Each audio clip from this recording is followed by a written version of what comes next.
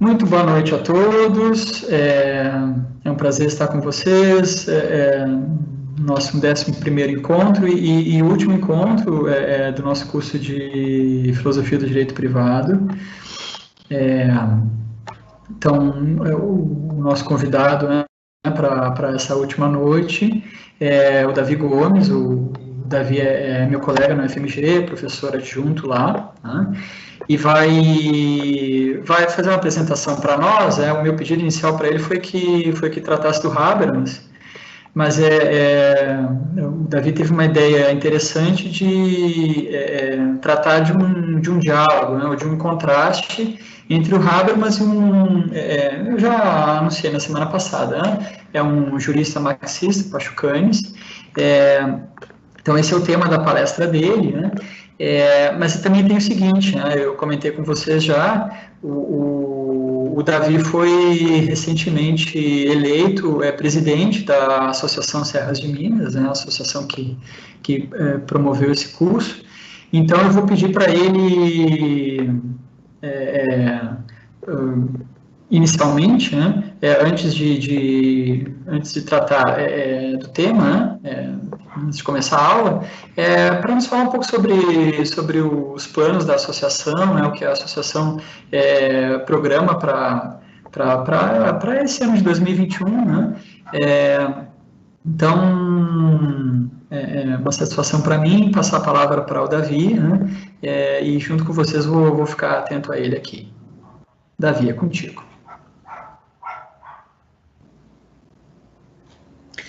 Boa tarde, pessoal. Acho que entre boa tarde e boa noite já a essa hora, né? Então, queria começar agradecendo imensamente ao professor Leandro Zanitelli pelo convite e ao Iago Condé, nosso doutorando lá da Faculdade de Direito da UFMG, que foi quem teve inicialmente a ideia desse curso, né? Ele, como eu, já sabíamos que o Leandro tem uma trajetória de pesquisa muito consolidada nesse tema, filosofia e direito privado.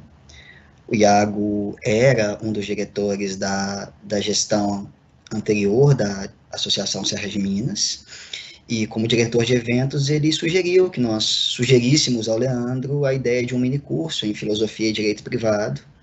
Eu achei a ideia muito boa, o Leandro também aceitou, e realmente acho que há um mérito muito grande nessa iniciativa da parte dos dois e da Associação Serra de Minas, que até também ano passado era presidida pelo professor Leandro Zanitelli. Eu era o vice-diretor, o vice-presidente da associação, né, sem nenhuma necessidade de golpe, de maneira muito tranquila e democrática.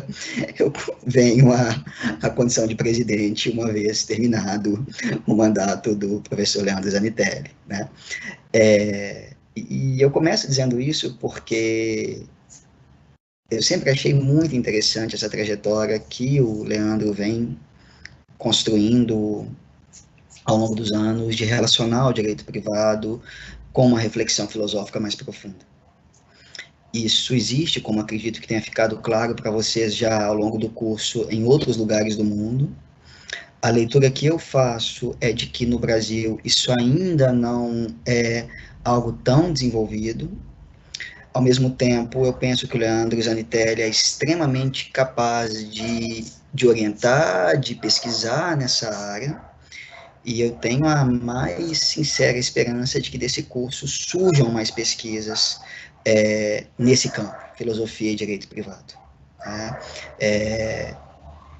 Acho que o curso mostrou o quão rica pode ser essa discussão, o quão interessante pode ser, tanto para quem, digamos, vem do direito privado e se aproxima da filosofia, quanto para quem está na filosofia, seja a filosofia em geral, ou mais estritamente a filosofia do direito, e se dispõe a pensar o direito privado. Talvez de partida não faça muito sentido, né, para alguém que está no campo da filosofia ou da filosofia do direito, estudar o direito privado. Mas eu vou estudar o Código Civil, responsabilidade civil, contrato, direito empresarial, não tem nada a ver. E da mesma forma, talvez para alguém que parta de uma preocupação mais dogmática imediatamente com o direito privado, talvez não pareça fazer sentido. Mas, pô, mas como assim? Eu estou preocupado aqui com quais são os contratos possíveis, o que acontece de consequência, quais são os títulos de crédito que podem ser utilizados, e você vem me falar em filosofia, né? E para mim não há a menor dúvida, um dos campos mais ricos para pensar uma filosofia do direito, né? Ou seja, não uma filosofia de alguém que queria estar na filosofia, mas acabou ficando no direito e faz uma coisa que não é nem filosofia, nem direito. Isso é muito comum, né? Uma filosofia propriamente do direito, ou seja, uma filosofia do direito que pense o direito, é muito mais raro. E me parece que um dos campos mais ricos para fazer isso é exatamente essa aproximação entre filosofia e direito privado. Então, quero deixar registrada a minha esperança, a minha alegria com esse curso, e a minha esperança de que daqui surjam novas iniciativas, novas propostas de investigação, e que daqui a alguns anos a gente possa repetir eventos e cursos como esse, com o desenvolvimento dessa linha de pesquisa, desse campo de pesquisa já bem mais avançado aqui no Brasil. Em segundo lugar, ainda sem entrar propriamente na minha aula de hoje, né, como o Leandro mencionou, eu atualmente sou presidente da Associação Serras de Minas, de Teoria da Justiça e do Direito. Espero que vocês tenham gostado desse contato que estão tendo. Acredito que algumas pessoas dentre vocês estão tendo esse contato pela primeira vez. E, enfim, a nossa associação, como qualquer associação científica, só sobrevive se tiver pessoas associadas. E a gente está começando um novo ano agora, e tem um cronograma muito legal para o decorrer do ano. Esse é um ano dos mais importantes para a história do pensamento humano do século XX, porque em 2021 nós temos 3 datas muito destacadas, né? Primeiro, completam-se 60 anos da publicação do livro Conceito de Direito, do Hart. Segundo, completam-se 50 anos da publicação do livro Uma Teoria da Justiça, do Rawls. E terceiro, completam-se 40 anos da publicação do livro Teoria da Ação Comunicativa, do Habermas. E nós estamos organizando o nosso ano, o nosso cronograma de eventos, em torno dessas 3 efemérides. Então, teremos um evento sobre Rawls, teremos um mini curso introdutório preparando para esse evento sobre Rawls, teremos um evento em torno do Hart, teremos um evento em torno do Habermas, além dos eventos tradicionais da associação, né, como a conferência de encerramento da Cátedra Serras de Minas, as jornadas de pesquisa, muita coisa legal mesmo pensada para esse ano, e sempre com a esperança de que pelo menos o último desses eventos, quem sabe, possa já ser realizado de novo presencialmente. Os primeiros, com certeza, vão ser ainda nesse modelo virtual, mas a esperança de, quem sabe, encerrar o ano com a Cátedra Serras de Minas, com a conferência de encerramento da cátedra presencialmente. Seria realmente um sonho para a gente. E eu digo isso para mostrar um pouco do que vem por aí e, ao mesmo tempo, convidar vocês a se associarem, né? A gente está começando agora um momento de convidar de novo as pessoas a reforçarem um vínculo associativo, renovarem a anuidade, quem nunca foi sócio, quem nunca esteve associado ou associada, se associar pela primeira vez, né?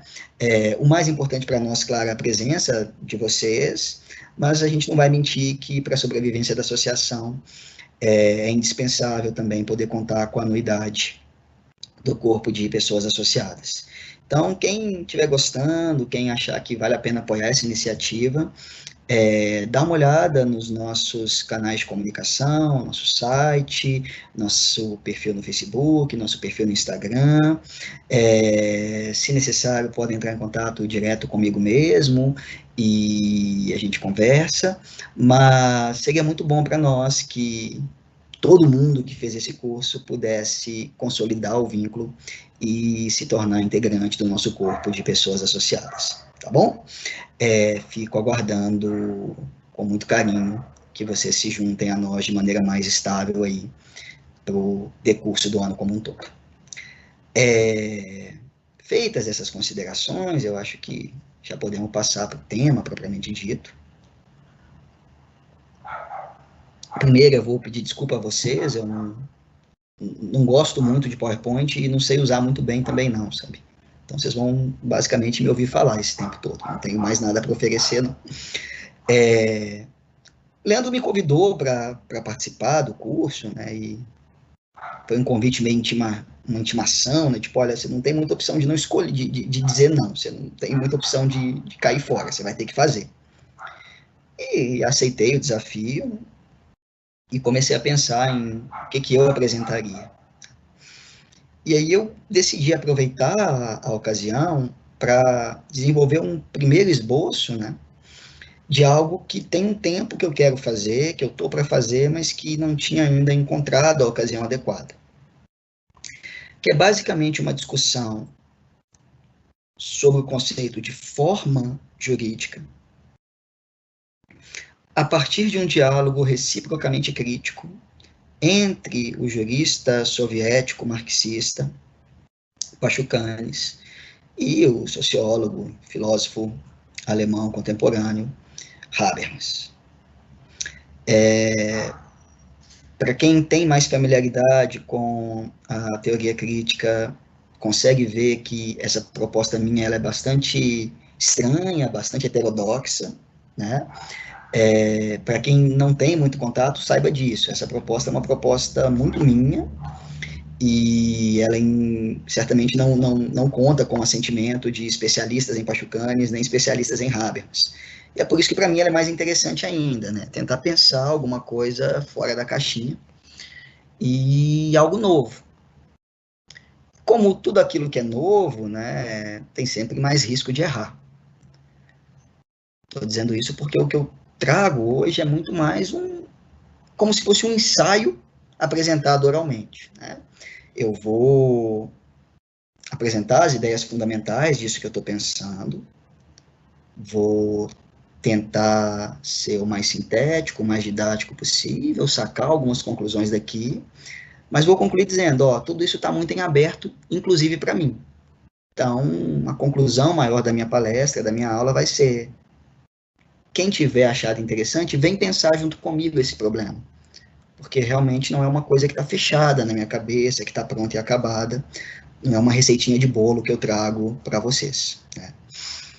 Começando, então, eu vou partir do Pachucanes, que é um autor que vai ficar conhecido fundamentalmente pela noção de forma jurídica. Há no Brasil uma tradição interessante de estudos sobre o Pachucanes e sobre a noção de forma jurídica, e também em relação a essa tradição, que em si mesma já é um pouco plural, eu ainda assim me diferencio bastante dela na minha abordagem do Pachucanes. Em geral, a abordagem do Brasil vai dar muita ênfase à noção de sujeito de direito, que realmente tem o seu valor metodológico na obra do Pachucanes, mas o que mais me interessa, né, não é o capítulo 4 do livro, que é o capítulo que vai mais explicitamente mencionar o sujeito de direito, mas é o capítulo 3 que eu indiquei para vocês, onde aparece mais diretamente a noção de relação jurídica. Qual que é o ponto aqui fundamental para o Pachucanes?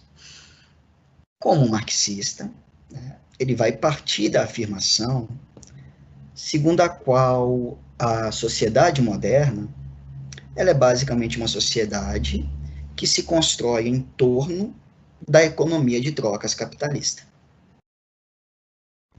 O que isso quer dizer? Quer dizer que tudo se reduz à economia? Não.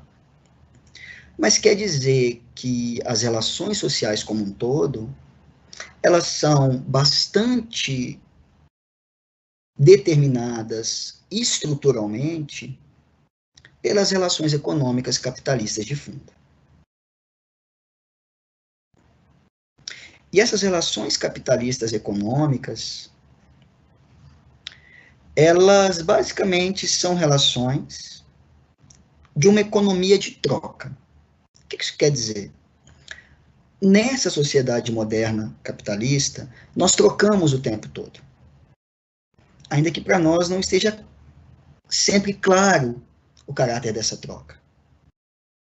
Mas um modelo simples, né? Quando eu compro alguma coisa, eu estou trocando dinheiro pela coisa que eu estou comprando. Quando eu estou aqui ministrando para vocês esse curso, eu estou trocando um conhecimento que vocês estão recebendo pelo valor que vocês pagaram para a associação, e assim por diante na vida como um todo. Né? O que isso quer dizer em termos mais profundos sobre essa nossa sociedade? Essa nossa sociedade seria uma sociedade em que tudo tende a ser mercadoria. Todas as coisas tendem a ser coisas que podem ser trocadas, como se fosse uma mercadoria. Essa mercadoria, ela inicialmente não tem um conteúdo definido. Então, não é, por exemplo, uma sociedade medieval ou uma sociedade antiga em que determinados objetos não podem nunca ser trocados, comprados ou vendidos, que são objetos de alguma maneira sacralizados ou retirados da possibilidade de uma troca, de uma circulação entre as pessoas. Né? A gente pensar, por exemplo, no caso da terra, no contexto feudal, não existe compra e venda, não existe troca daquele objeto. Na nossa sociedade, não. Tudo tende a poder ser trocado. Tudo tende a ser mercadoria. E essa mercadoria, por isso mesmo, ela não tem um conteúdo prévio determinado. Ela tem uma característica formal. Qualquer coisa pode se revestir da forma de uma mercadoria. Daí, vai dizer o Marx, e vai acompanhar o Pachucanes, o conceito de forma mercadoria, da mercadoria como uma forma, é um conceito fundamental para a gente entender a nossa sociedade. Sociedade é, como sociedade capitalista, uma sociedade estruturada em torno da mercadoria. Tudo pode ser mercadoria. Tudo pode ser, em princípio, comprado e vendido. Depois a gente pode discutir, né, sempre, quais são os limites políticos que nós vamos colocar à possibilidade de determinados objetos virem a ser mercadoria. Então, só a gente pensar, por exemplo, no sangue, a doação de sangue. Hoje, no Brasil, não é possível vender a mercadoria sangue. Nem sempre foi assim.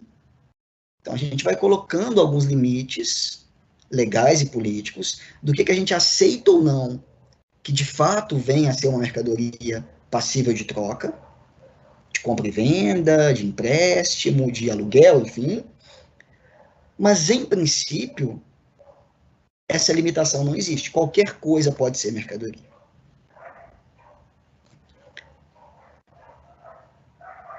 Vai seguir o Pachucanes. O que é uma forma mercadoria? Quais são os elementos fundamentais, indispensáveis, para essa sociedade de uma economia de trocas funcionar? Para que uma mercadoria seja trocada, o que é indispensável? 3 elementos. Sujeitos, indivíduos, que se relacionem uns com os outros, ou seja, relação intersubjetivo, e a própria coisa a ser trocada. Então, basicamente, pessoas trocando coisas.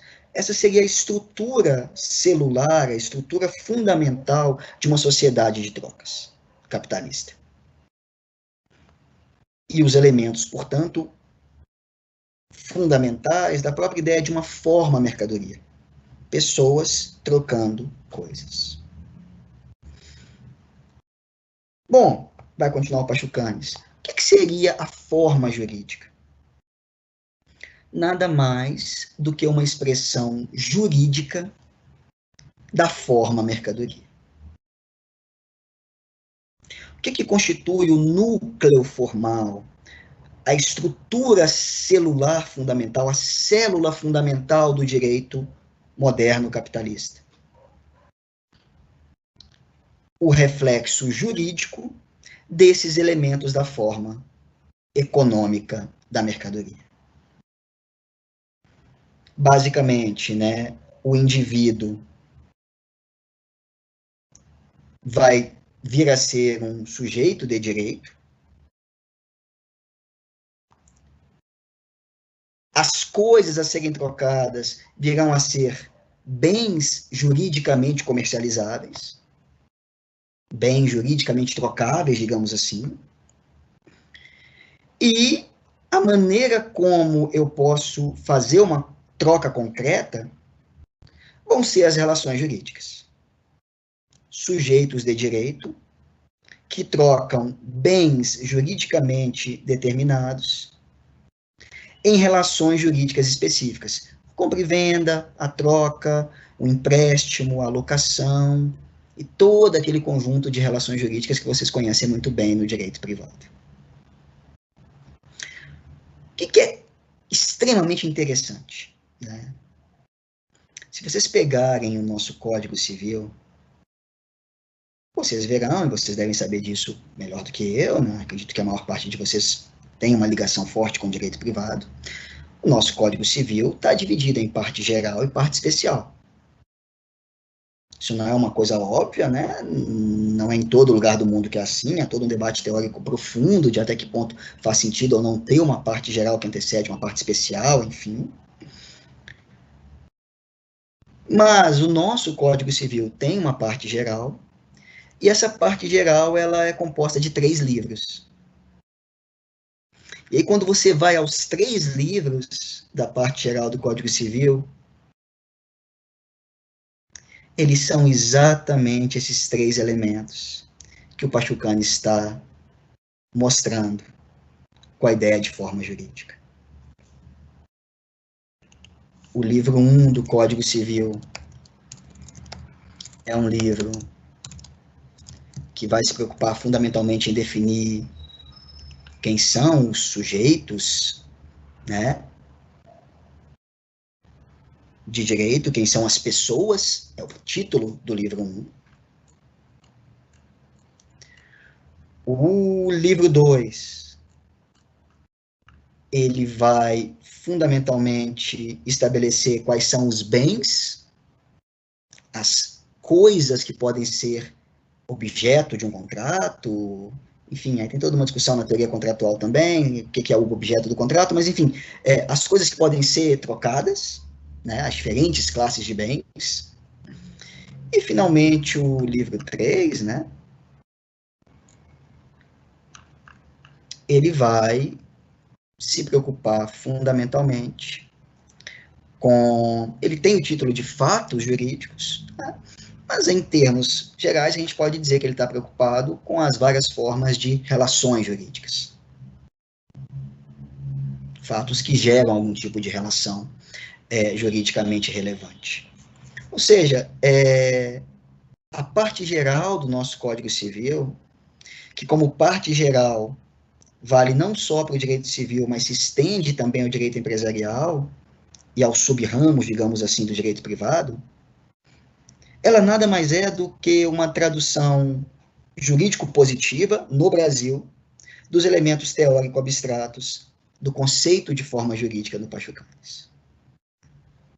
Aqui eu acho que já há um indício interessante que abre uma porta legal para uma pesquisa. Está escancarado no nosso Código Civil que o Pachucanes tem alguma razão no que ele está dizendo. O núcleo fundamental do direito privado, a parte geral do direito privado, é a forma jurídica do Pachucanes.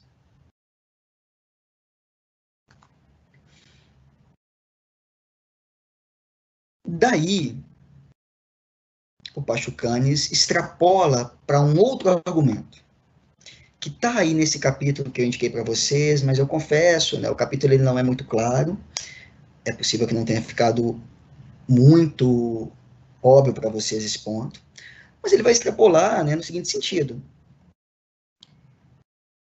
Na medida em que a sociedade moderna ela está estruturalmente em torno dessa economia de trocas capitalista, uma economia privada por excelência, em que as pessoas trocam, em princípio, livremente coisas. O direito privado, ele tende a ser o direito que melhor reflete a totalidade do direito moderno. Então, vamos lá. Forma jurídica não é um conceito só do direito privado. Forma jurídica está me dizendo o que é a estrutura fundamental de todo o direito moderno capitalista, ou na linguagem do Pachucanes, burguês. Mas por que é no direito privado que esses elementos da forma jurídica vão aparecer de maneira tão escancarada? Basicamente porque essa sociedade nossa, burguesa, moderna, capitalista, enfim, vai variar muito a depender do autor que está falando, ela é uma sociedade para a qual as trocas privadas são o elemento mais relevante para a manutenção dos laços sociais. Por isso, é no direito privado que a forma jurídica se escancara em todo o seu esplendor, digamos assim. Você consegue ver com mais clareza a forma jurídica, compreendida como uma expressão jurídica da forma econômica mercadoria, no direito privado. E aí o Pachucanes vai para um outro ponto, que está no finalzinho do capítulo. Como compreender, então, a relação entre direito privado e direito público? Muita gente vai dizer, né, e mesmo dentro de algumas reflexões filosóficas que existem no direito privado, né, que essa distinção não faz sentido. Isso está ultrapassado. O Pachucanes vai dizer, não. Não faz nem sentido dizer que não há diferença entre direito privado e direito público, nem sentido em dizer que tudo é direito privado ou que tudo é direito público.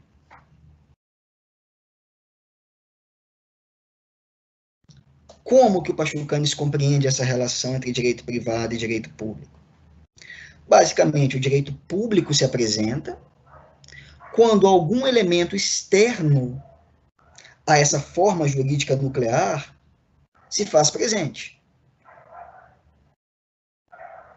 Então, quando, de alguma maneira, eu tenho normas de ordem pública, num sentido muito amplo, que impedem a livre contratação entre as partes. Nós poderíamos pensar nos ramos clássicos do direito público. Direito penal, por exemplo. Direito constitucional, direito administrativo. Não há liberdade de escolha das partes, há um conjunto de imposições de ordem pública.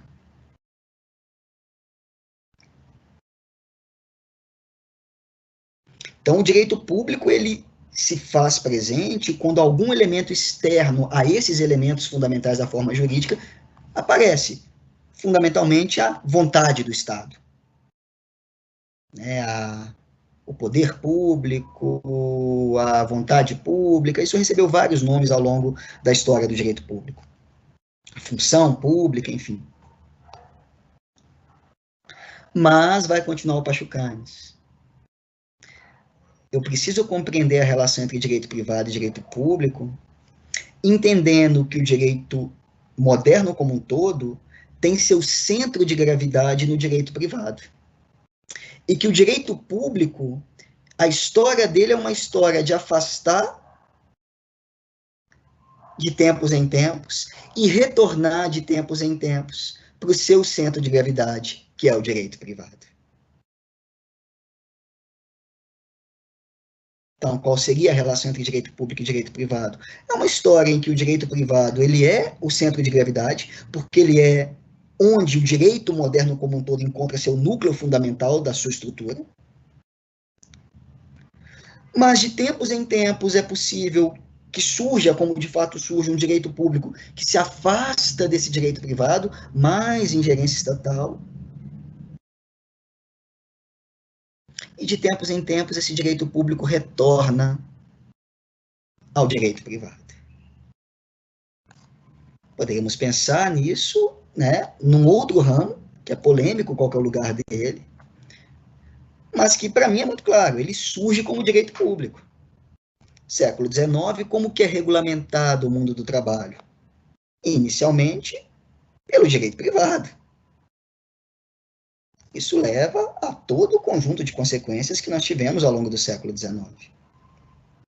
que começa ali de meados para o final do século XIX? A haver normas de ordem pública que interferem na relação trabalhista. Está nascendo o direito do trabalho. O que nós veremos ao longo da história do direito do trabalho? Uma oscilação. Às vezes ele está mais distante do direito privado, ele tem um caráter público forte, às vezes ele se aproxima em demasia do direito privado. Por exemplo, Brasil, desde as últimas alterações perversas na legislação trabalhista.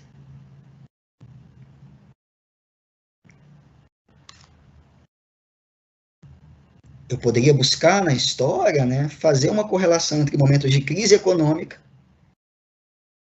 e reaproximação do direito público ao direito privado.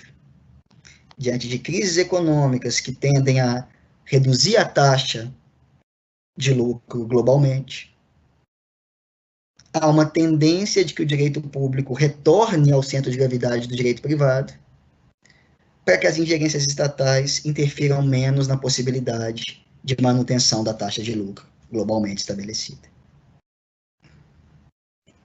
Mas o exemplo do direito do trabalho, para mim, ele é muito claro de como que o direito público ele vai para mais longe e volta para mais perto do direito privado, a depender do momento histórico.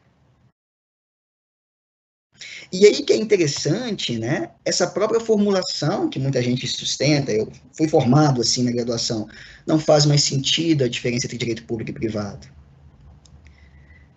Essa é a imagem de superfície. Por que para nós, né, da década de 90 em diante, não faz mais sentido tanto a diferença entre direito público e privado? Porque progressivamente o direito público foi se aproximando do direito privado. Cada vez mais formas consensuais invadiram o direito administrativo, o direito tributário, até o direito penal. E aí muita gente vai dizer, mas também o direito privado foi invadido por normas de ordem pública. Ok, às vezes alguns setores do próprio direito privado que vai ganhando complexidade também assume um aspecto de direito público. Mas mesmo isso, nos últimos anos, também veio caindo, também continua caindo. Como, por exemplo, eu conversava ontem com o professor Leandro Zanitelli, né, a nova regulamentação da chamada liberdade econômica. Né? E sobre isso, né, de, não, mas o direito privado está sendo transformado em direito público, não há novidade alguma nessa formulação. Ela é uma formulação típica de meados do século XX no Brasil. Grandes teóricos do direito contratual, do direito privado contratualmente, discutiam isso. O direito privado está se tornando um direito público. E aí, né, tem um textinho muito pequeno de um dos grandes nomes da história do direito privado no mundo, na minha opinião, e de quem eu tive a honra de ser aluno, né, dos seus últimos 2 semestres como professor, que era o João Batista Vilela, professor titular aposentado da Faculdade de Direito da FMG, titular de Direito Privado. E o Vilela já dizia, lá nos idos, eu não vou lembrar agora de que época que esse texto, talvez década de 70, não me recordo exatamente, mas ele dizia de maneira muito sintética, né, ele tinha uma capacidade de síntese incrível com esses textos dele. Ele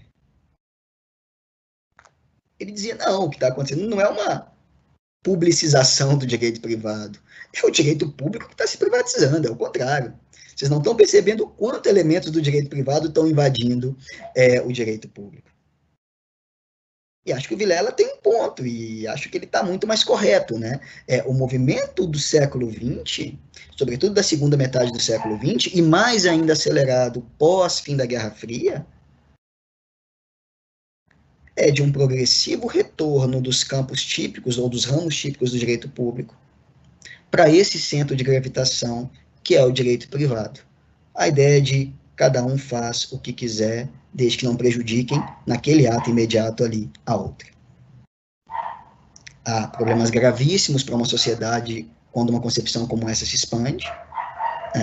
Um direito penal que se torna um direito privatizado, um direito constitucional que se torna um direito privatizado, um direito tributário que se torna um direito privatizado, eles se tornam extremamente danosos em potencial para uma sociedade tão complexa como é a sociedade moderna, em que esse modelinho da pessoa sozinha no deserto, decidindo quanto que ela vai pagar por uma garrafa d'água, infelizmente não faz sentido. Né? O lugar onde isso aparece na teoria econômica, na história da teoria econômica, é muito específico, é muito marcado, tem um sentido metodológico quando aparece, né? Sobretudo na obra do Jevons, né? Não há um problema específico com essa metáfora, mas o modo como as pessoas usam às vezes de achar que, para além de um artifício metodológico, essa coisa de o que eu vou fazer numa ilha, o que eu vou fazer, qual que é o preço, qual que é o valor de uma garrafa d'água no deserto, a vida em sociedade não é tão simples, ela é muito mais complexa do que isso. Então há danos potenciais significativos quando um direito público, construído à luz de amadurecimentos e lutas sociais historicamente para tentar impor uma vontade coletiva sobre as vontades individuais egoístas, é potencialmente muito danoso quando esse direito público retrocede cada vez mais para o direito privado. Nós temos, então, isso com o direito do trabalho, recentemente, com o direito tributário, administrativo, com a previdência social, né, com o direito da seguridade social como um todo, e acho que aí a última fronteira é o próprio direito penal. Quando o direito penal se torna um direito contratualizado, consensualizado, é algo muito estranho que está acontecendo. Tá? Então, me parece que o Pachucanes ele tem um ponto e consegue ser um bom ponto de partida para compreender algumas coisas que estão acontecendo, por exemplo, hoje no mundo. Com o direito como um todo, com o direito privado em particular.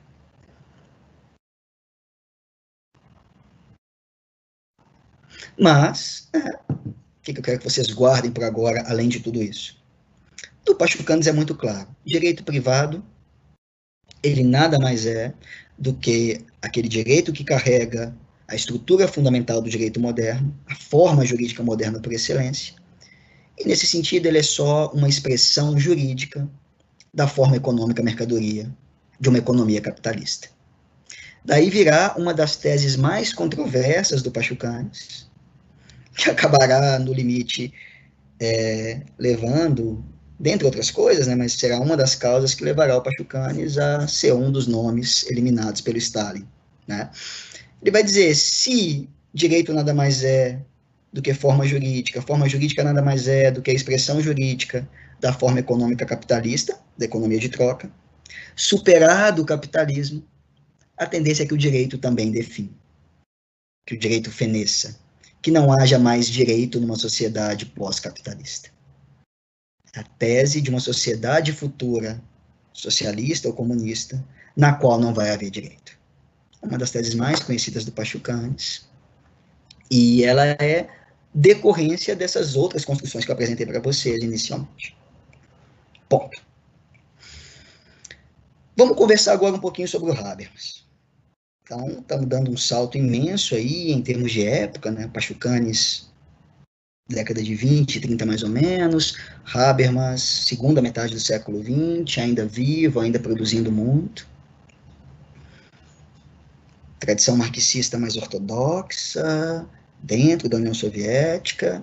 O Habermas, inicialmente um marxista não ortodoxo, progressivamente se afastando das categorias mais importantes do marxismo, mas sempre deixando muito claro, textualmente, que o marxismo nunca deixou de ser uma das principais influências do seu pensamento. E esse Habermas também vai se preocupar com a forma do direito, com a forma jurídica. Mas a abordagem do Habermas vai ser radicalmente diferente da do Pachucanes. E ele mesmo, Habermas, não discute com o Pachucanes diretamente. Tá? Tem alguns trechos que você consegue ver uma alusão a esse debate, a própria ideia do direito deixando de existir pós-capitalismo, né? Mas não é um autor com quem o Habermas debate diretamente. Como que o Habermas vai entender a ideia de forma jurídica? Ele basicamente vai dizer, o direito tem características formais. O direito moderno tem características formais. Quais são essas características formais? Não fica tão claro no texto que eu indiquei para vocês, mas procurei indicar um texto menor para ser passível de leitura. Mas, basicamente, o direito ele é, na modernidade, estruturado em termos individuais. Então, você não tem direito por pertencer a uma casta, por pertencer a um estamento. Não há um conteúdo pré-determinado do direito porque você pertence a um grupo. Os direitos são universais porque são individuais. Eles são de todas as pessoas, em princípio, porque são de cada uma delas individualmente, em princípio. Então, o direito moderno ele é organizado, ele é estruturado em termos individuais, subjetivos. Esse direito moderno, ele é um direito cujo conteúdo não está dado a priori. O conteúdo dele vai ser criado mediante procedimentos legislativos. Então, esse direito ele é procedimental. O conteúdo que ele vai assumir é indeterminado, vai depender dos procedimentos de criação do conteúdo do direito, o procedimento legislativo, basicamente. Por isso mesmo, esse direito só é direito porque ele é posto, positivado pelo Estado.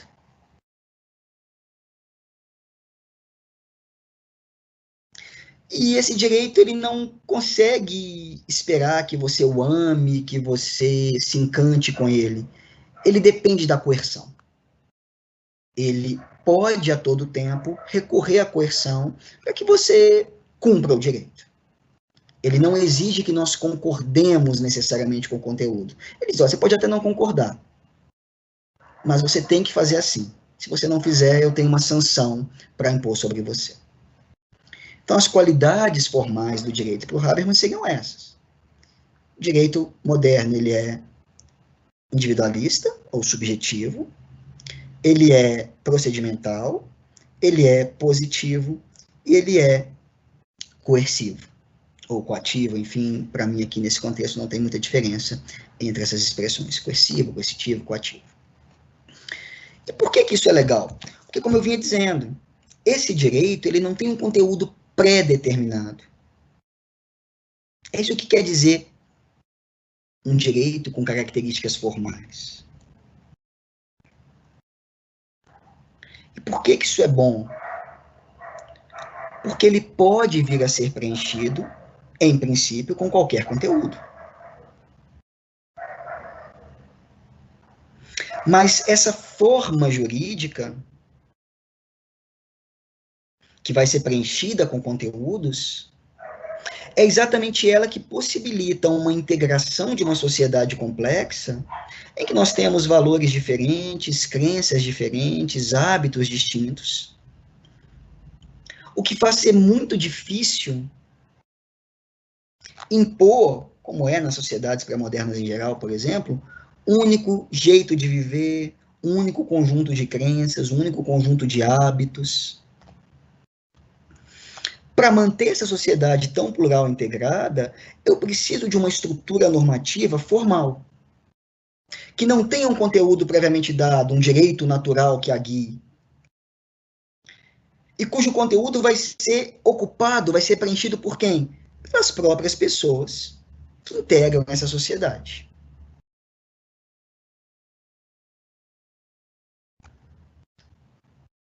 O que, então, que esse direito basicamente vai fazer?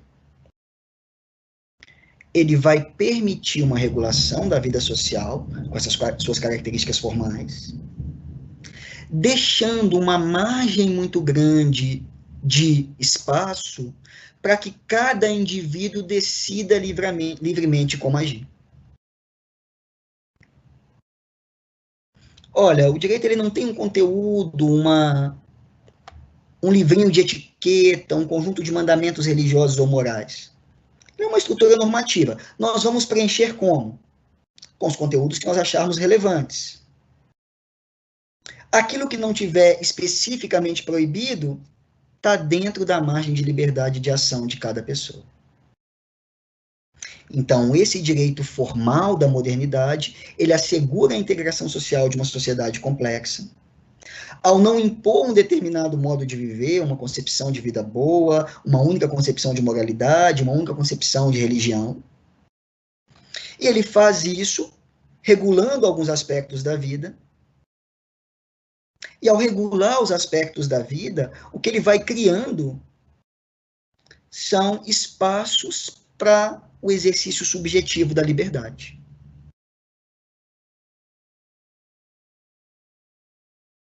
Então, essas características formais do direito, elas me permitem, em princípio, espaços de liberdade subjetiva de ação. Agora, isso basta? Não, porque esse direito tem que ser preenchido com algum conteúdo. E quem vai preencher o conteúdo desse direito? Quem vai decidir o que vai ser efetivamente regulado entre nós? Nós mesmos.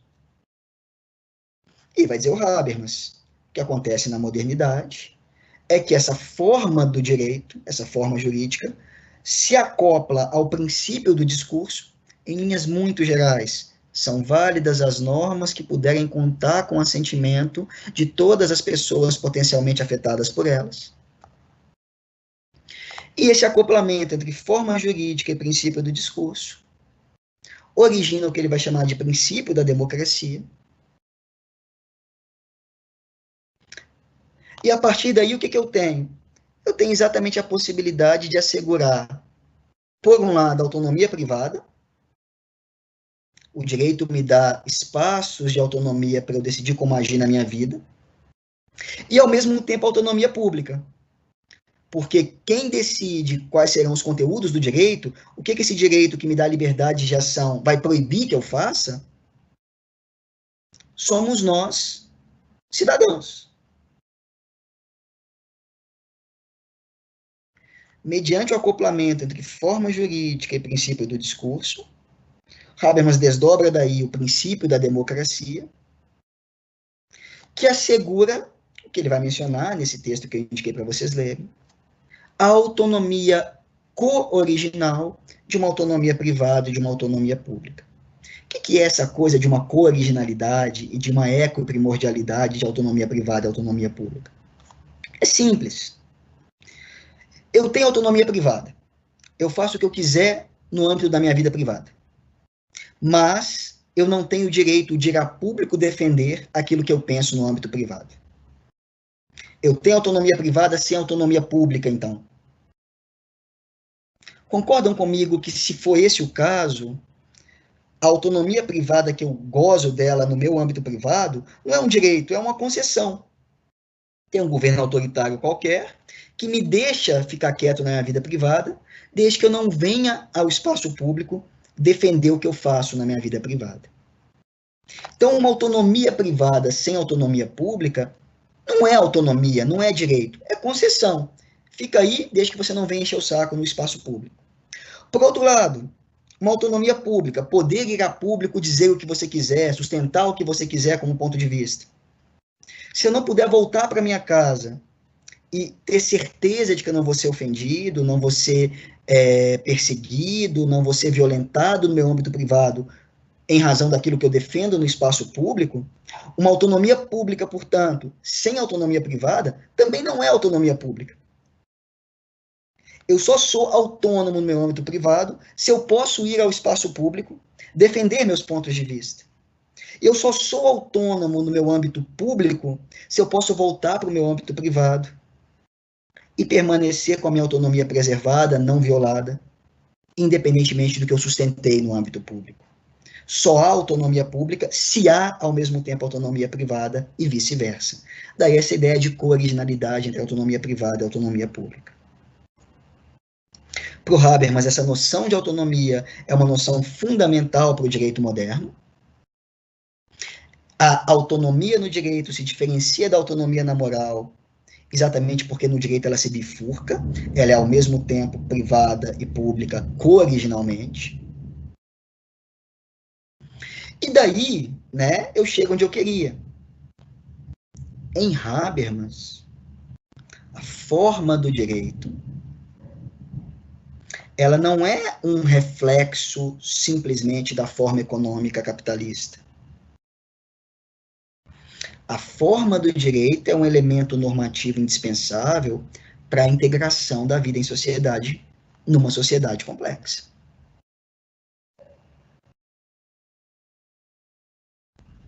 ela não simplesmente assegura a reprodução de uma economia capitalista de trocas. Muito mais do que isso, o que ela faz é assegurar a integração de uma sociedade complexa, na qual os sujeitos têm preservado um espaço significativo de liberdade de ação privada.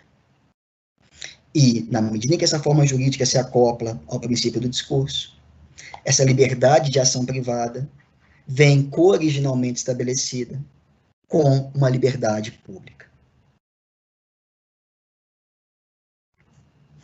Uma conclusão inevitável daí é, para alguém como Habermas, direito não é simplesmente uma coisa que existe enquanto existir capitalismo. Direito existe enquanto existir sociedade.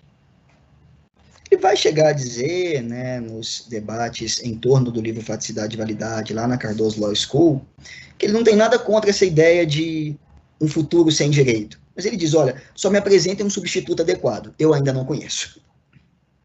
Então, o que ele está dizendo em outros termos é, parece que qualquer sociedade complexa, como as nossas, para organizar a sua vida em sociedade, depende de uma estrutura como o direito. E a forma do direito é indispensável para isso. Onde entra o direito privado aqui, né? Essa co-originalidade entre autonomia pública e autonomia privada, ela é constitutiva do que é o direito moderno, na medida em que forma jurídica se acopla na modernidade com o princípio do discurso para originar o princípio da democracia. Então, não faz sentido, de um ponto de vista teórico, conceitual, falar em separação entre direito e democracia, entre Estado de direito e democracia na modernidade, em termos conceituais, não em termos empíricos. O direito como um todo na modernidade é um direito que assegura a co-originalidade da autonomia privada e da autonomia pública, mas sem dúvida alguma que alguns ramos desse direito se destacam por dar mais ênfase a uma dessas autonomias, digamos assim.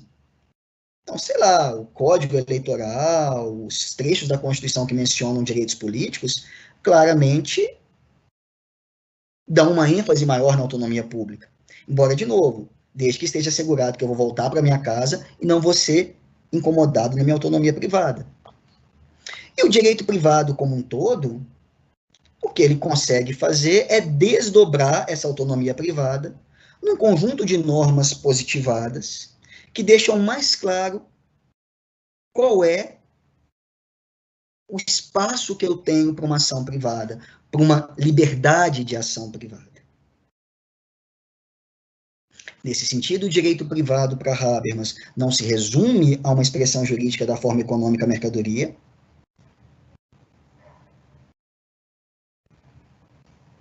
E embora ele mesmo não diga isso, né, é uma formulação minha, esse direito privado pode muito mais bem ser pensado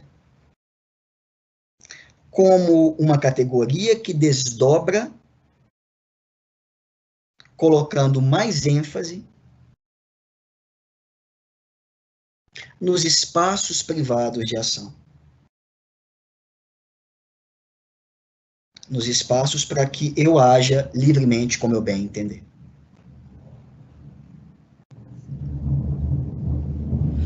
Isso pode ser um ponto de partida interessante, por exemplo, para pensarmos uma discussão forte no direito privado já há alguns anos, que é a ideia de uma despatrimonialização do direito privado. Um direito privado como um direito que transcende relações patrimoniais, mas que está focado fundamentalmente em assegurar o desdobramento adequado de uma autonomia privada assegurada inicialmente em sua ecoprimordialidade com a autonomia pública, no próprio momento constituinte, na própria Constituição. Então, sem dúvida, liberdade, igualdade, essas coisas todas estão na Constituição. Mas o que são as legislações infraconstitucionais dentro de um Estado constitucional, se não um desdobramento da própria textura constitucional? E o direito privado desdobra isso, colocando ênfase Em quê? Nessa autonomia privada, nesses espaços privados de liberdade de ação. Em Habermas, então, a autonomia privada aparece dessa maneira, a forma do direito aparece dessa maneira, e a conclusão seria, não, a forma jurídica não é mero reflexo da forma econômica. O que ela faz de fundamental é assegurar espaços de liberdade e, junto com o princípio do discurso, originando o princípio da democracia, assegurar a autonomia privada e pública de modo co-originário e eco-primordial. Ponto. Caminhando para a terceira e última parte da minha exposição, como que eu, Davi, estou tentando pensar esse diálogo reciprocamente crítico entre Habermas e Pachucanes. Eu acho que os dois trazem elementos importantes que nos ajudam a entender fenômenos complexos hoje na nossa sociedade. Mencionei a despatrimonialização à luz do Habermas, mencionei a compreensão da crise no direito previdenciário, no direito do trabalho do Pachucanes, o quanto o Pachucanes está positivado no nosso Código Civil, digamos assim. Olha, algum grau de razão os dois autores têm. Mas, para mim, por um lado, Pachucanes se equivoca ao reduzir o direito a uma expressão jurídica da forma econômica mercadoria. E não vê que o direito, a forma jurídica, pode ser algo para além de uma relação de dependência funcional com a economia capitalista, fundamentalmente. Então, o Pachucanes não consegue ver o direito para além de uma espécie de reflexo funcional da economia. Por outro lado, no Habermas, o Habermas enxerga muito bem essa dimensão normativa do direito. O que eu quero dizer com isso? Um direito que não é só um reflexo funcional da economia, mas que são normas que nós damos a nós mesmos, porque nós achamos que são aspectos importantes da regulação da vida em sociedade. Habermas enxerga isso muito bem, talvez seja o autor que mais bem desenvolveu essa perspectiva normativa na modernidade. Mas o Habermas é incapaz de perceber que sim, ainda hoje, nessa sociedade capitalista, esse direito também reflete essa forma econômica capitalista de fundo. O ponto é que, enquanto nós somos uma sociedade capitalista, e talvez nós sejamos para sempre, talvez a humanidade acabe antes do capitalismo acabar, né? Não há nenhum juízo de, enquanto nós somos, porque, não, daqui a pouco vai acabar o capitalismo, né? Esse tipo de formulação ingênua só prejudica entender a complexidade da coisa. Infelizmente, o buraco é muito mais embaixo. O capitalismo, ele basicamente é a arte de sobreviver às suas próprias crises. Mas, enquanto nós somos uma sociedade capitalista, o que parece acontecer o tempo todo é uma sobreposição dessas duas coisas. A liberdade assegurada pelo direito privado, ela é uma liberdade de ação subjetiva, que nos permite decidirmos a nossa própria vida, o caminho que nós queremos escolher para tocar a nossa própria vida.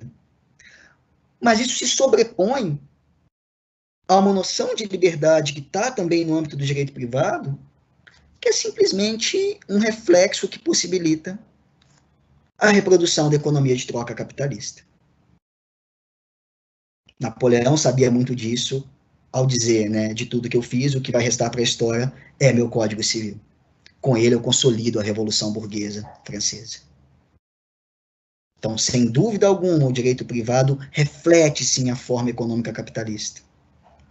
Ao assegurar a liberdade de ação, ao regulamentar contratos, ao estabelecer responsabilidades, previsibilidade de consequências, esse direito privado possibilita e assegura a reprodução da economia de troca capitalista. Direito privado esse, num contexto moderno, que significa sempre desdobrando uma Constituição moderna. Faço essa ressalva só porque a minha área mesmo de estudos é compreender a Constituição dentro dessa dinâmica toda, muito mais do que o direito privado. O direito privado, ele, modernamente, ele só é o que ele é, porque ele desdobra uma Constituição moderna. Mas, ao fazer isso, ele reflete a economia de trocas capitalista, como a própria Constituição moderna o faz. Esse é o ponto de entrada meu na teoria da Constituição, né? É o ponto cego da teoria da Constituição, é não perceber a vinculação interna entre constitucionalismo moderno e capitalismo moderno. Mas aqui o foco é o direito privado. O direito privado, ao desdobrar essa Constituição que mantém um vínculo umbilical com a economia capitalista moderna, o que o direito privado faz também, em alguma medida, é isso. Ele mantém a reprodução da economia de trocas capitalista. Mas ele é só isso? Não. Ao fazer isso, ele também sobrepõe nele mesmo espaços de liberdade de ação que ultrapassam, transcendem uma mera determinação econômica. O que eu proponho, então? É enxergar no próprio conceito de forma jurídica uma tensão constante entre essas duas coisas. Entre os imperativos econômicos de fundo, imperativos aí de uma economia de troca capitalista, e as expectativas normativas nossas de como conduzir livremente as nossas vidas. A forma jurídica, a partir de uma aproximação reciprocamente crítica entre Pachucanes e Habermas, parece para mim revelar que ambos estão parcialmente certos, parcialmente errados. E que a melhor maneira de compreender a forma jurídica na sua complexidade real, na nossa sociedade moderna capitalista, é dizer, na própria forma jurídica, se manifesta uma tensão entre imperativos da economia de fundo capitalista e expectativas normativas nossas de conduzir a nossa vida livremente. E essa tensão que faz parte da própria forma jurídica moderna, ela vai se fazer presente em diferentes campos do direito, digamos assim, porque o direito moderno ele é uma unidade só de sentido. Ele é sistemicamente uma coisa só. E assim como eu defendo há algum tempo que na Constituição moderna essa mesma tensão se faz presente, a minha hipótese aqui, para deixar aberta para vocês, é no direito privado acontece a mesma coisa.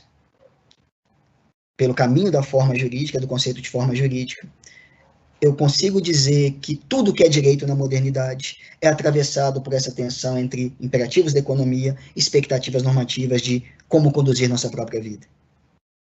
Isso se manifesta necessariamente também no direito privado. Um bom modo de pensar o direito privado seria, então, na minha acepção, tentar enxergar nele essas tensões e, a partir daí, conduzir pesquisas, conduzir novas reflexões e, né, da minha chave de leitura, tentar, digamos, extirpar do direito privado a sua raiz ruim de vínculo umbilical com a economia de trocas capitalista. Tentar mostrar para o direito privado moderno, que talvez tenha como data de nascimento, né, o Código Napoleão, mostrar que, olha, tá, isso aqui consolida a Revolução Francesa, mas a Revolução Francesa não é só a imposição, finalmente, de uma economia de trocas burgueso-capitalista. Ela é também a imposição de um conjunto de ideais que vão se desdobrando na história da espécie humana. O que há de mais belo a ser recuperado do direito privado seria essa sua dimensão normativa, que precisaria, na minha leitura, se sobrepor a essa apropriação funcional do capitalismo, que o capitalismo faz do próprio direito privado. Essa seria, então, a minha conclusão. Né? De novo, é uma conclusão ensaísta, muito aberta, e o que eu mais tenho a apresentar para vocês é um convite a pensarem isso aí. Né? Para mim também está muito aberto. Tenho algumas dúvidas sobre tudo isso que eu mesmo falei, mas, ao mesmo tempo, acho que tem coisa aí que dá para investigar mais. Quem quiser conversar mais, quiser topar o desafio, passar a pensar um pouco mais nisso, fico totalmente à disposição para a gente conversar, ou agora um pouquinho, ou daqui para frente na vida. Vai ser um prazer. Então, mais uma vez, muito obrigado pela atenção, obrigado, Alejandro e ao Iago, pela organização do curso, obrigado à Serra de Minas, que eu presido nesse momento, pelo curso também, e fico à disposição de vocês.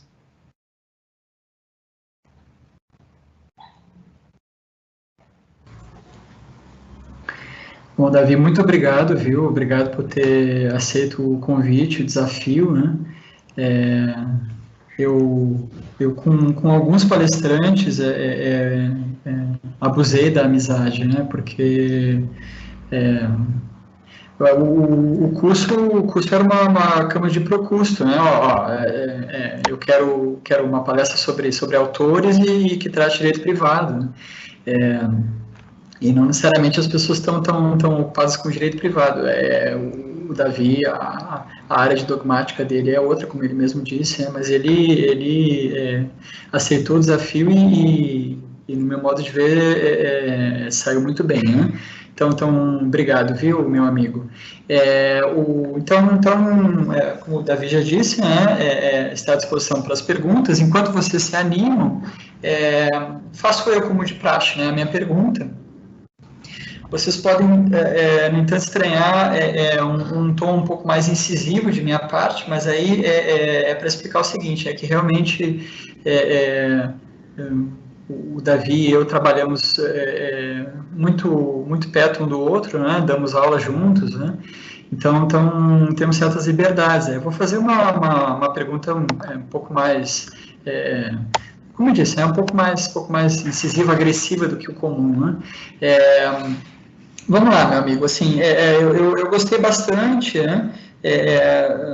Tu sabe que eu tenho interesse no Habermas, embora seja um iniciante, né?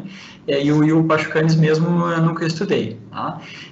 A minha, assim, como chamar, né?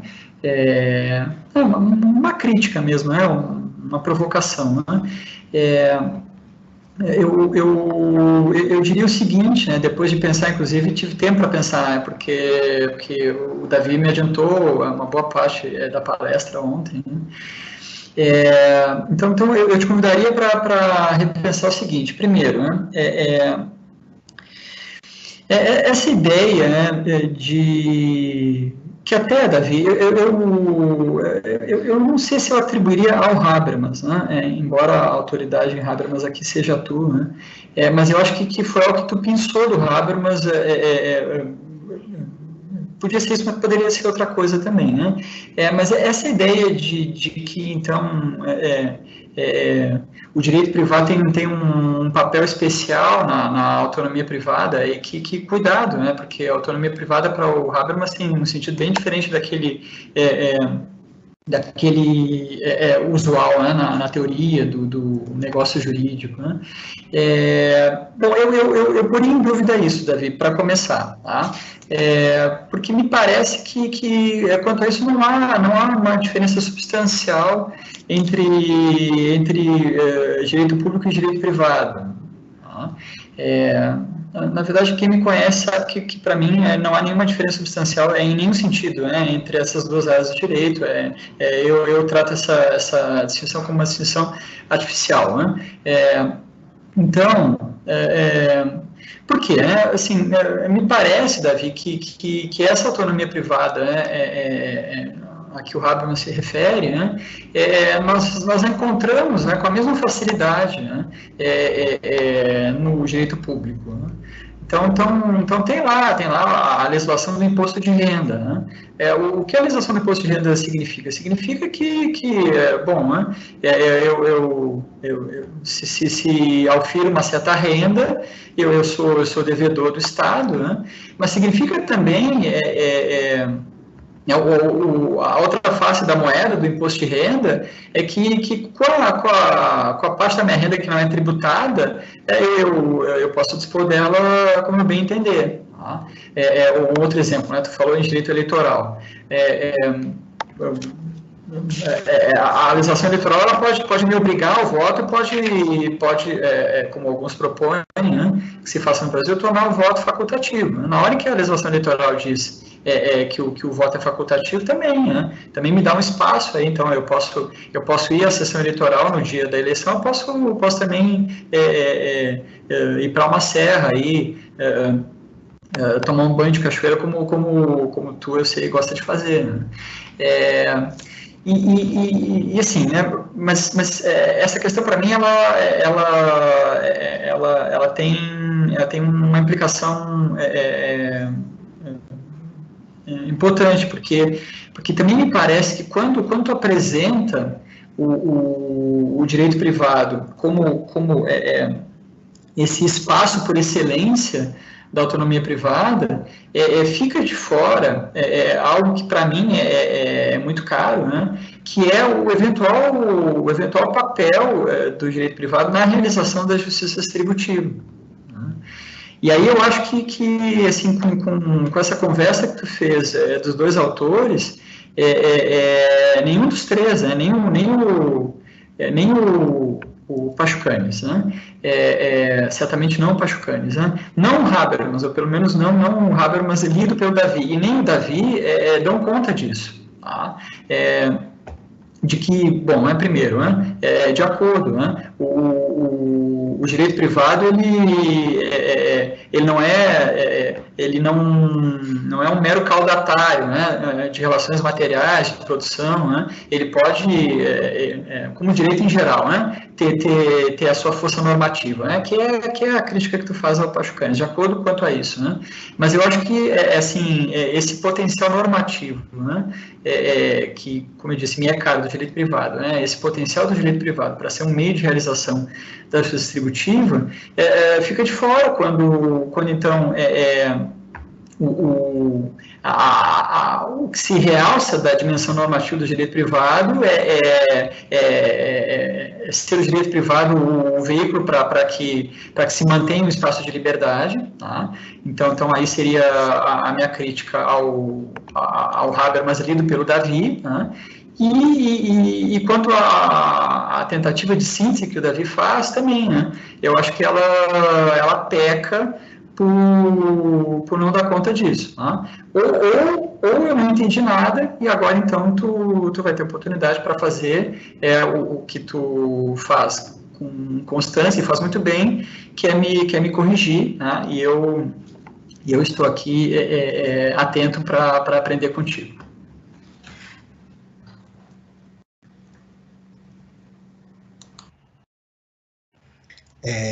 Obrigado, Leandro, né? Vocês viram que o Leandro começou dizendo que ele tem liberdade comigo, né? E aí vale aquele velho dito popular, né? Dê muita coisa, mas não dê liberdade às pessoas com você, né? Isso sempre dá ruim. E acontece esse tipo de coisa, né? O Leandro vem aqui falar esse monte de besteira aí, né? Em público, vai aparecer no YouTube daqui a pouco, né? Enfim, esses absurdos. Eu já estou acostumado, né? Isso acontece toda terça-feira, de 1 às 4h30, mais ou menos, no programa de pós-graduação da FMG, na matéria que nós lecionamos juntos, né? Então, para mim não é muita novidade essa injeção de saco, para vocês talvez seja, eu peço de antemão desculpa pelo Leandro, ele é assim, mas a boa pessoa, apesar de tudo, a boa pessoa. Bom, Leandro, vou começar pelo final, eu acho, tá?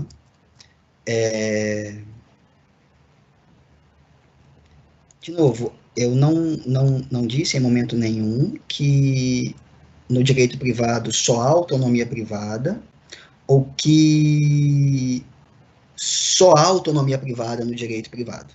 Nenhuma afirmação nem outra. Nem que só há autonomia privada no direito privado, nem que no direito privado só há autonomia privada. São duas afirmações lógicas diferentes, né? Eu não fiz nenhuma delas. Eu disse que a forma jurídica, ao se acoplar com o princípio do discurso, origina o princípio da democracia. E que esse princípio da democracia, por sua vez, ele assegura a cooriginariedade da autonomia privada e da autonomia pública, que vai se manifestar naquilo que o Habermas vai chamar de próprio médium do direito. Né? Inicialmente num conjunto de 5 categorias fundamentais de direito. Ele vai dizer, sobretudo lá no capítulo 3 do Faticidade e Validade. Né? Não vou entrar em detalhes quanto a isso, mas essas categorias fundamentais, elas se manifestam inicialmente numa Constituição, de maneira mais explícita ou menos explícita. Em linhas muito gerais, seria um conjunto total de direitos fundamentais, digamos assim, que organiza a vida em sociedade. Mas os direitos infraconstitucionais, de uma perspectiva de um direito moderno, no qual prevalece a ideia de supremacia da Constituição, os direitos infraconstitucionais todos só podem ser compreendidos como desdobramentos possíveis da Constituição. E nesse sentido, né, todos os ramos do direito, toda a legislação infraconstitucional, ela segue também assegurando aquilo que a Constituição assegura, que é a cooriginariedade entre a autonomia privada e a autonomia pública. Mas, o que eu disse foi, né, em alguns ramos, aparece com mais ênfase, de maneira mais imediata, um aspecto da autonomia em detrimento de outro. Agora, exatamente porque não há autonomia privada sem autonomia pública, no momento em que eu estou exercendo a minha liberdade contratual de escolher uma forma contratual qualquer e celebrar um contrato com alguém, embora aqui esteja de imediato, na superfície, muito mais presente o momento da autonomia pública, nesse mesmo ato de fazer um contrato privado, né, o mais secreto possível, sem desrespeitar a legislação, neste mesmo momento eu estou realizando um ato também de autonomia pública. E da mesma maneira, no momento mesmo em que eu estou indo votar, ou em que eu estou optando por não votar, o voto no Brasil ele é formalmente obrigatório, mas eu não sou obrigado a escolher alguém. No momento em que eu voto ou escolho não votar, seja por votar em branco ou nulo, ou simplesmente não ir e justificar depois, nesse exato momento em que eu estou exercendo uma liberdade que parece muito mais uma liberdade pública, uma autonomia pública, eu só estou exercendo autonomia pública porque eu estou exercendo autonomia privada. Eu vou voltar para casa pressupondo que vai tudo ficar bem. Então, o tempo todo que está presente nesse direito moderno é essa relação cooriginária entre autonomia privada e autonomia pública. Mas o que fica mais claro de imediato em alguns ramos é um assento em uma delas. Então, quando eu estou realizando atos do direito privado, digamos assim, o que vem mais claramente de imediato a mim é o exercício de uma liberdade privada, de uma autonomia privada. Mas eu já disse lá atrás, só é autonomia privada se é ao mesmo tempo autonomia pública. Então é muito mais uma questão de como que uma estrutura comum ao direito moderno, que se manifesta inicialmente na Constituição, mas que num direito moderno, no qual prevalece a ideia de supremacia constitucional, se desdobra nos ramos infraconstitucionais, essa mesma estrutura vai aparecer, subsequentemente, nos demais direitos. A diferença é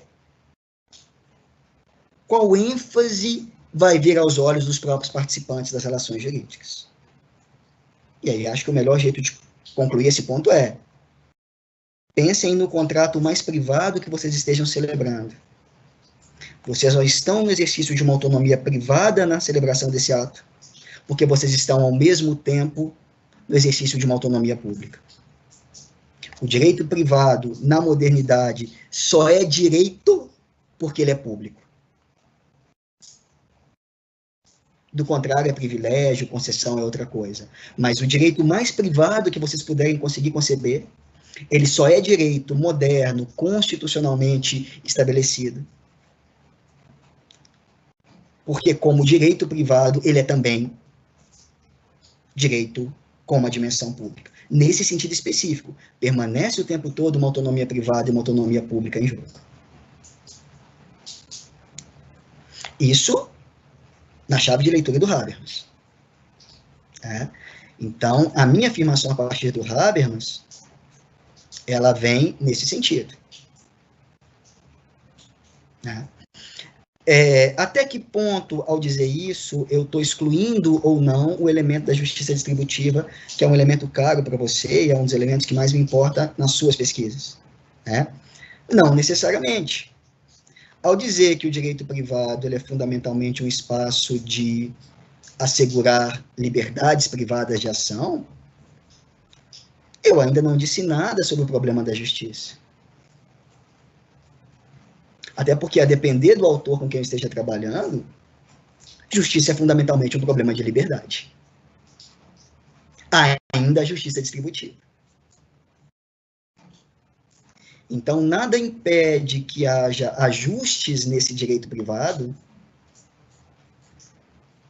de maneira que ele permaneça internamente compreendido como justiça distributiva.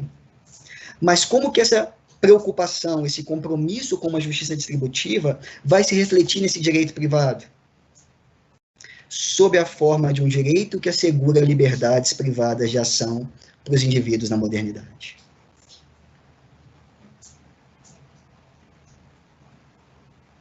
No campo do direito previdenciário, essa justiça distributiva pode emergir de um outro modo. No campo da justiça, no campo do direito tributário, pode emergir de outro modo. Mas me parece que a justiça distributiva, ela pode manter seu vínculo com o direito privado, mas, ao estar num vínculo específico com o direito privado, ela virá se manifestar como um asseguramento de espaços de liberdade subjetiva de ação.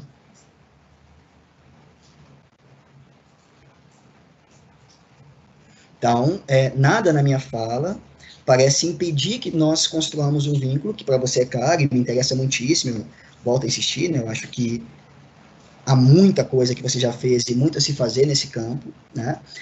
Mas nada me parece que exclui a possibilidade de pensar a relação entre direito privado e justiça distributiva na maneira como eu apresentei aqui o direito privado, nessa linha, nessa sequência de passos argumentativos. Só pegar aqui que eu anotei, né? A diferença entre direito privado e direito público, né, eu realmente acho que negar a diferença é um equívoco. Eu acho que o risco maior aqui é o de entender que todos os gatos são pardos. E me parece que os gatos não são pardos. Talvez não haja diferenças estruturais. Nem o Pachucanes, nem o Habermas vão afirmar isso desse modo. Uma diferença estrutural, uma diferença essencial aos preferidos. Como eu vinha dizendo, né? O Habermas, fundamentalmente, o direito como um todo, ele assegura a autonomia privada e pública de maneira co-original. Vai mudar qual que é a ênfase que aparece aos olhos dos participantes. Mas o tempo todo o que está assegurado é a autonomia privada e a autonomia pública.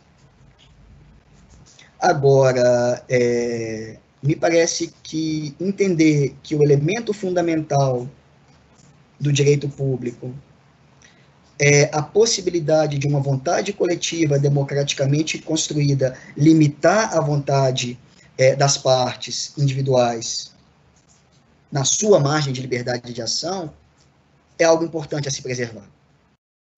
Porque, de novo, o direito privado assegura uma margem grande de liberdade subjetivas de ação. Agora, isso permanece sendo uma sociedade. Não é um modelo não social de sociedade, como pretende alguém como Hayek. Não, é uma sociedade. Então, você tem uma liberdade de ação. Você não vai poder fazer sempre o que você quiser. Porque ainda que não pareça de imediato para você, na sua troca específica, no seu contrato específico, que você gera dano a outrem,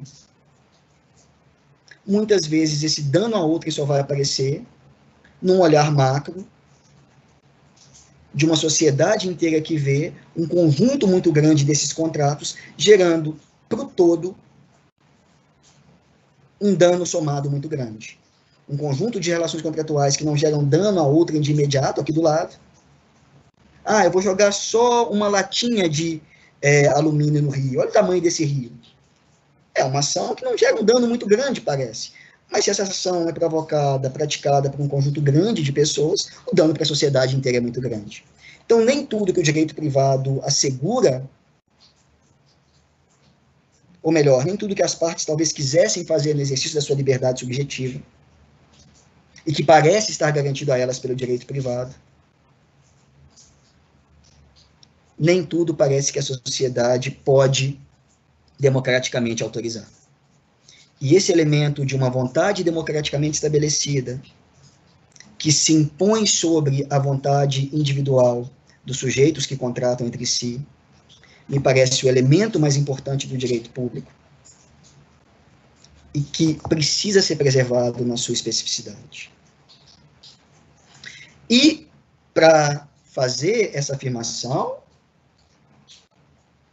né, eu vou me valer do Habermas, né, para provar que o que eu estou falando está nele. Isso, para mim, é sempre muito importante. E aí eu vou, basicamente, ler, né, um trecho do mesmo livro, A Inclusão do Outro, tá bom? Do capítulo 4 desse livro, intitulado Estado Nacional Europeu, sobre o passado e o futuro da soberania e da cidadania. Trechos semelhantes existem em outros textos do Habermas, tá? Mas esse era o livro que estava aqui na minha mesa, porque contém o texto indicado para vocês hoje, então vou ler daqui mesmo. Vai dizer Habermas na página 198 da edição da Unesp. A diferenciação entre Estado e economia se reflete na diferenciação entre direito público e direito privado. Na medida em que o Estado moderno se serve do direito positivo como meio para organizar a sua dominação, ele se vincula a um médium que, com os conceitos de lei, de direitos subjetivos que dele decorrem, e o de pessoa de direito, como um portador de direitos, faz valer um novo princípio, explicitado por Hobbes. Em um ordenamento do direito positivo desvinculado da moral, aos cidadãos é permitido tudo o que não for proibido. Independentemente do fato do próprio poder do Estado já estar domesticado em termos de Estado de direito e da coroa estar sob a lei, o Estado não pode se servir do médio do direito sem organizar a circulação na esfera da sociedade civil, que dele se diferencia, de maneira tal que as pessoas privadas possam chegar ao gozo das liberdades subjetivas, de início distribuídas de modo desigual. Com a separação entre direito privado e direito público, o cidadão individual adquire, em seu papel de súdito, como ainda dizia Kant, um domínio fundamental de autonomia privada. Então, eu entendo que, nesse ponto específico, eu não tenha dito nada que não esteja textualmente assentado no próprio Habermas. Concordo com você quando você vai dizer que a autonomia privada no Habermas não é só isso que o direito privado faz. Sem dúvida alguma. E eu também não pretendi dizer isso. A pretensão é deflacionada, é menor. É basicamente uma pretensão que vai dizer, não é que toda autonomia privada se restringe àquilo que é o direito privado, mas é que o direito privado é compreendido em sua operacionalidade social moderna como um direito que desdobra fundamentalmente, com mais ênfase, exatamente a autonomia privada. Então, seria esse o ponto que está posto, por exemplo, aqui nesse trecho, que vai se repetir em alguns outros capítulos de alguns outros livros do Habermas, dando a entender que é um ponto consolidado para ele. Tá? Então, seriam essas as minhas respostas às suas justas, honestas e enriquecedoras colocações, provocações. Né? Eu costumo sempre dizer que, para mim, o que a Serras pode fazer de mais precioso pelo Brasil é fomentar entre nós um debate honesto, sincero, que às vezes sobe o tom, mas que tem como principal objetivo aprender juntos. O que mais me incomoda no Brasil é essa permanência de uma integração subalterna. Nós intelectuais, vivemos para um dia nos alegrarmos nas redes sociais de alguém de fora do Brasil ter citado a gente numa nota de rodapé. Nós nos integramos subalternamente ao norte, ao invés de construirmos horizontalmente diálogos enriquecedores entre nós. E um dos objetivos das Serras é propiciar esse tipo de debate. Sem dúvida alguma, uma das figuras que mais tem feito isso ao meu lado e que mais tem me permitido crescer nesse sentido, né? E colocado questões que uma boa parte delas, eu sempre digo, eu não consigo responder, né? Sobretudo no debate liberalismo igualitário versus teoria crítica sobre o problema da justiça, né? É o professor Leandro Zanitelli. Então, obrigado mais uma vez pelas colocações. Essas eu acho que eu respondi, entendeu? Mas fique claro à vontade para dizer que não, está tudo errado e que eu que não entendi nada do direito privado.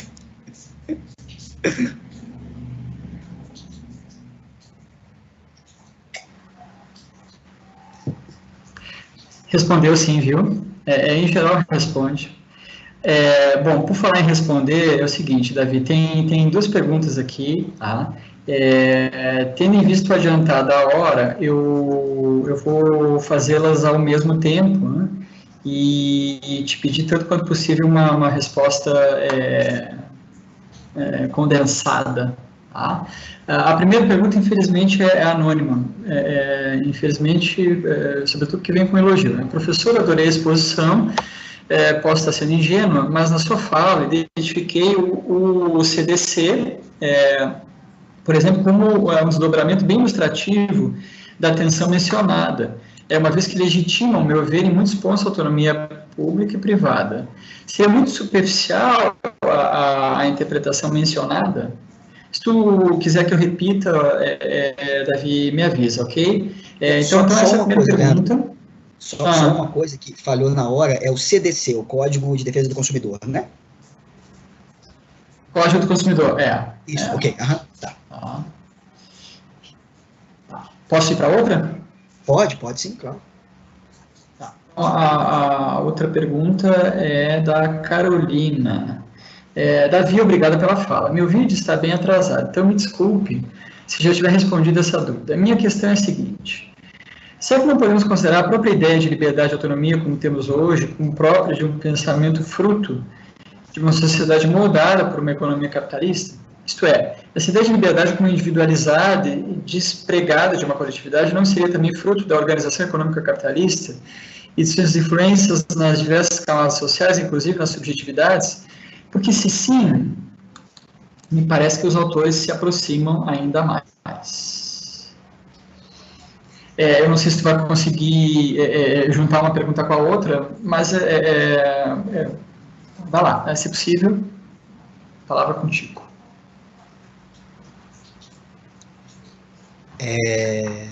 Bom, a primeira pergunta, né, sobre o CDC, eu concordo muito, e eu gostaria muito de ver alguém desenvolvendo isso, né? Eu ficaria extremamente feliz em ver alguém desdobrando uma pesquisa sobre o CDC, à luz desses insights que eu estou lançando aqui, né? Eu mesmo conheço muito pouco, então, pelo menos uma vez por semana eu tenho que dizer para alguém, ou para algum amigo, alguma amiga, alguém da família, que eu sou um simples professor, que eu não consigo saber quase nada dos assuntos práticos mais imediatos do direito, né? Exceto se alguém quiser discutir separação de poderes, impeachment, essas coisas, mas essas coisas básicas do Código Civil, do direito do consumidor, eu sou um fracasso. E eu ficaria muito feliz em ver um desdobramento do que a gente conversou hoje numa pesquisa sobre o CDC. Então, a única coisa que eu tenho a dizer sobre isso é que eu concordo com o que você está levantando aí. Ó. O CDC é um campo muito legal para a gente pensar. Até porque consumo, a única ressalva minha, consumo não é necessariamente só expressão de imperativos econômicos. Consumo é também expressão de necessidades que prevalecem para além da economia capitalista. O que há de especificamente capitalismo não é o consumo. É muito mais a maneira como são produzidas as coisas consumidas. Então, na própria proteção do consumo, há uma tensão entre desdobrar os imperativos da economia capitalista e proteger expectativas normativas nossas, de algum modo, podermos também fazer nossas escolhas de consumo. Né? Então, esse é um ponto muito negligenciado, às vezes, na tradição marxista, né? Não tenho tempo aqui para falar disso, mas a chave para ler isso dentro do próprio Marx seria uma diferença entre propriedade privada e propriedade individual, que vai aparecer, se eu não me engano, ao final do capítulo 23 ou 24, não, 24 com certeza não, 23 ou 22 do livro 1 do Capital, né? Uma distinção que pouca gente trabalha, mas uma coisa em Marx é propriedade privada, outra é propriedade individual, dentre outras coisas, porque consumo não é só capitalismo. Então, acho que tem muita coisa legal para pensar a partir do que a gente está conversando aqui no CDC. Ficaria muito feliz em ler sobre isso, né? Então, caso você venha desdobrar e tudo mais, não esquece de me mandar. Queria mesmo poder ter acesso, tá? Quanto a outra questão da Caroline, né, Leandro? Me corrija se eu estiver errado, Caroline.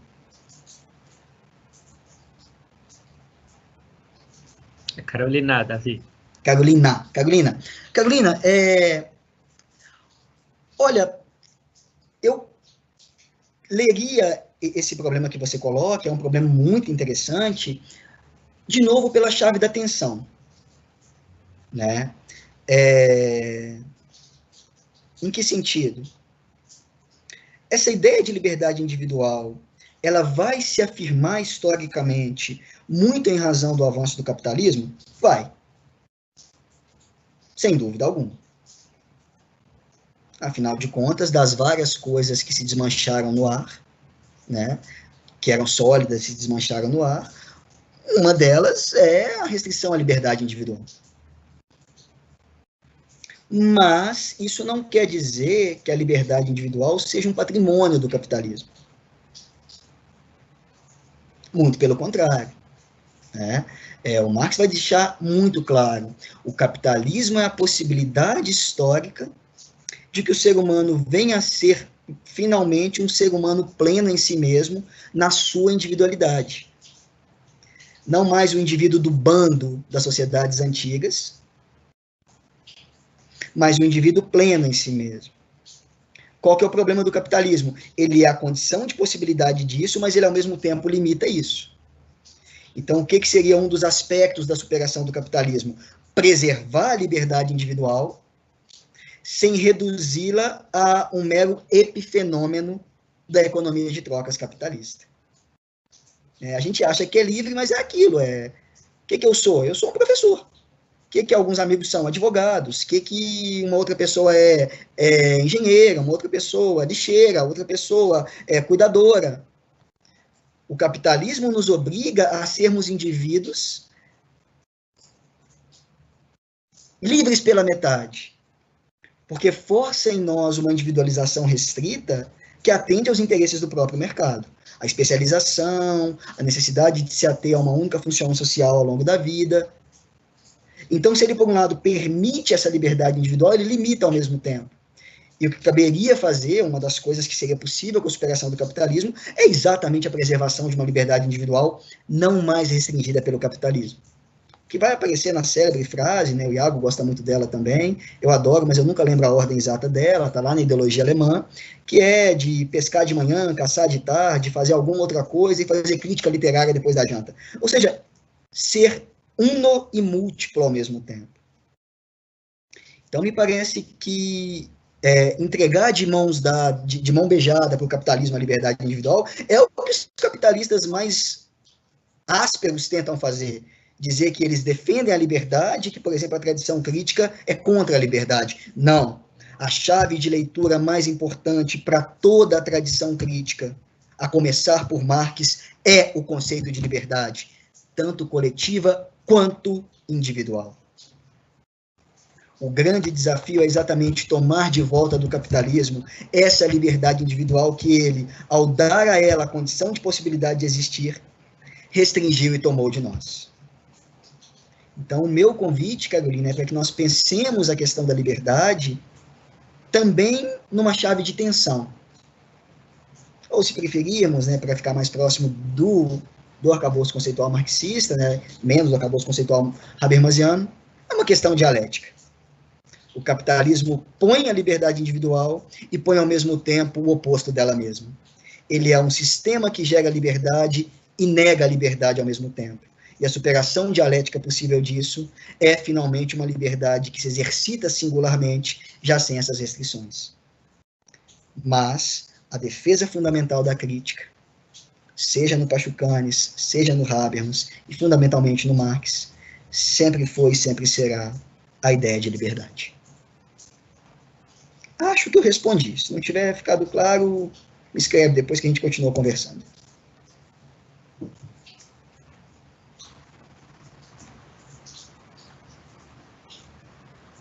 Tá. Bom, acabamos com o Max, acho que acabamos bem, né? Então, Davi, mais uma vez te agradeço, viu? Duplamente, né, pela palestra e se agora tenho que agradecer a associação na pessoa de alguém, então na pessoa do presidente, né? Bom, vamos para o encerramento, né? Então, eu tenho alguns agradecimentos para fazer, mas tem um recado também que o Iago me pediu que passasse a vocês, só que foi no início e a minha memória não dura tanto, né? Então, Iago, tu tem que me lembrar, uma informação sobre os certificados, por favor. Só dizer, Leandro, os certificados vão ser enviados por e-mail posteriormente, não precisa requisitar, nem fazer nada, né? Logo chegam para vocês. Tá bem, tá. Bom, aí eu já agradeci o Davi, a associação, queria fazer um agradecimento especial, carinhoso, né, para esse menino que esteve aqui nos bastidores o tempo todo, né. Não sei se alguma vez ele apareceu, até podia aparecer, né, Iago, dá um alô aí. Algumas vezes. Mas assim, vocês testemunharam, né? Nós tivemos algumas dificuldades com o aplicativo e invariavelmente quem deu solução a essas dificuldades foi o Iago, né? Além de todo o trabalho operacional, né? E, já ia esquecendo, Iago, o mais importante, a ideia do curso, né? Tudo bem, eu fiz os convites e tal, mas o mentor desse curso se chama Iago Condé de Carvalho, né? Então, crédito a ele, né? E finalmente agradecer a participação de vocês, os que acompanharam, né? Tanto ao vivo quanto depois, né? As gravações. Obrigado pelo interesse. Posso contar agora, né? Foi uma surpresa e até um susto para nós, né? Quando nós abrimos esse curso com o número de inscrições, né? e a velocidade das inscrições, eu mesmo achava que ia dar um curso para 10 pessoas, quem é que se interessa por filosofia do direito privado. Pelo visto, há quem se interesse, e eu espero que o curso tenha cumprido o objetivo dele, e o objetivo é singelo, né? Que ele tenha dado vontade em vocês de ler, né? Para quem não conhecia, conhecer esses autores. A ideia foi essa, né? Vamos mostrar para as pessoas que tenham interesse em direito privado e filosofia quem é que elas podem ler, né? É claro que o curso não foi completo nesse sentido, né? Um curso completo duraria mais uma dezena de aulas, pelo menos, né? E a ideia não era fazer um curso tão longo, mas um ponto de partida o curso ofereceu. Então, assim, se gostaram, que bom, né? E que então se encorajam para conhecer mais esses autores que nós apresentamos para vocês, e bem como outros, né? A filosofia do direito privado, ela vive, né? Ela pulsa, né? Essa semana mesmo eu me deparei com uma autora que eu ando namorando faz tempo, que é a Sina Chifrin, disse, faltou no curso, né? Mas quem sabe para uma segunda edição, ok? Então obrigado a vocês todos por terem nos acompanhado. Considere com carinho, né, os que não se associaram, não são associados, considere com carinho o convite que o Davi fez para se juntarem à associação, tá? E fiquem bem, né? Cuidem-se, tá? E até uma próxima.